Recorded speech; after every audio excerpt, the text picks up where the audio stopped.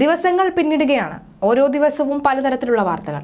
അപ്പോഴും ഭയപ്പെടുത്തുന്ന വാർത്ത ഇസ്രയേലിൽ നടക്കുന്ന ഓരോ സംഭവവികാസങ്ങൾ തന്നെയാണ്. ബന്ദികൾക്ക് എന്ത് സംഭവിച്ചു? അവരെക്കുറിച്ച് എന്തെങ്കിലും വിവരങ്ങൾ പുറത്തു വന്നിട്ടുണ്ടോ? ഇത്രയും കാലം ബന്ദികളെക്കുറിച്ച് ഭയപ്പെട്ടിരുന്നവർക്ക് ഇനി എന്താണ് ബന്ദികളുടെ ഒരു അവസ്ഥ എന്ന് അറിയാനും ആഗ്രഹം ഏറെയാണ്. ഇപ്പോഴിതാ ഒക്ടോബർ 7 ശേഷം ഇസ്രായേൽ ഗസയിൽ നടത്തിയത് 2503 കൂട്ടക്കൊലയാണ് എന്ന് ഗസ സർക്കാർ മീഡിയ ഓഫീസ് വ്യക്തമാക്കുമ്പോൾ അതിനെല്ലാം ഉത്തരവാദി ഹമാസ് ആണെന്ന് വ്യക്തമാക്കുകയാണ് ഇസ്രായേൽ.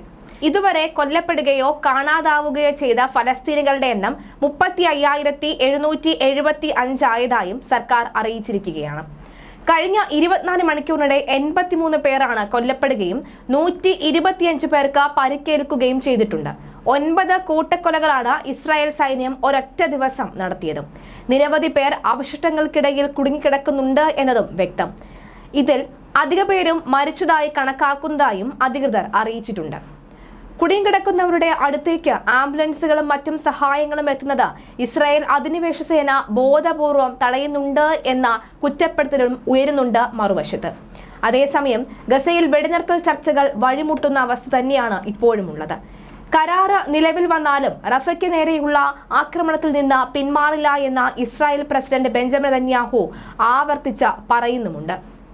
വടക്കൻ ഗസയിൽ സഹായം ലഭ്യമാക്കിയില്ല എങ്കിൽ ചർച്ചകളിൽ നിന്ന് പിന്മാറുമെന്ന് ഹമാസും നിലപാട് കടുപ്പിച്ചിരിക്കുന്നു. ലക്ഷങ്ങൾ അധിവസിക്കുന്ന റഫയ്ക്ക് നേരെയുള്ള ആക്രമണം വൻ പ്രത്യാഘാതങ്ങൾക്കിടയാക്കുമെന്ന് G7 രാജ്യങ്ങൾ ഇസ്രായേലിന് മുന്നറിയിപ്പ് നൽകിയിട്ടുമുണ്ട്. വിയോജിപ്പുകളെ തുടർന്ന് ചർച്ചകൾക്ക് തിരിച്ചടിയേറ്റെങ്കിലും വെടിനിർത്തൽ ഉടൻ യാഥാർത്ഥ്യമാകുമെന്നാണ് ഖത്തർ അറിയിക്കുന്നത്. അതിനുവേണ്ടി എല്ലാ നീക്കങ്ങളും ഊർജിതമായി തുടരുകയാണെന്നും ഖത്തർ പ്രധാനമന്ത്രിയും വിദേശകാര്യമന്ത്രിയുമായ ഷെയ്ഖ് മുഹമ്മദ് ബിൻ അബ്ദുൽ റഹ്മാൻ അൽ താനി പറയുന്നു. ഗസയിലെത്തിക്കുന്ന സഹായത്തിന്റെ തോത് അറിയിച്ചാൽ നിലവിൽ തടസ്സങ്ങൾ നീങ്ങുമെന്നും ഫലസ്തീൻ വിഷയത്തെ യഥാർത്ഥ ബോധത്തോടുകൂടി വിലയിരുത്തുക പ്രധാനമാണെന്നും അദ്ദേഹം പടിഞ്ഞാറൻ രാജ്യങ്ങളെ ഓർമ്മിപ്പിക്കുകയും ചെയ്തു. ബന്ദികളുടെ കൈമാറ്റത്തിന് ഹമാസുമായി കരാറുണ്ടായാൽ റഫയ്ക്ക് നേരെയുള്ള ആക്രമണം ഉപേക്ഷിക്കില്ല എന്നാണ് നെതന്യാഹുവിന്റെ നിലപാട്. അന്താരാഷ്ട്ര സമ്മർദ്ദത്തെ തങ്ങൾ വകവെക്കില്ല എന്നും രാജ്യം സാമ്പത്തിക പ്രതിസന്ധി നേരിടുന്നതായ റിപ്പോർട്ടുകൾ ശരിയല്ല എന്നും നെതന്യാഹു വ്യക്തമാക്കിയിരുന്നു. റമദാൻ മാസത്തിലും ഗസയിൽ യുദ്ധം തുടരുമെന്ന് മന്ത്രി ബെന്നി ഗാസ്റ്റിൻ അറിയിച്ചിരുന്നു. വടക്കൻ ഗസയ്ക്ക് നേരെയുള്ള ഉപരോധം അവസാനിപ്പിച്ചില്ല എങ്കിൽ വെടിനിർത്തൽ ചർച്ച ഉപേക്ഷിക്കുമെന്നാണ് ഹമാസിന്റെ മറ്റൊരു പ്രഖ്യാപനം.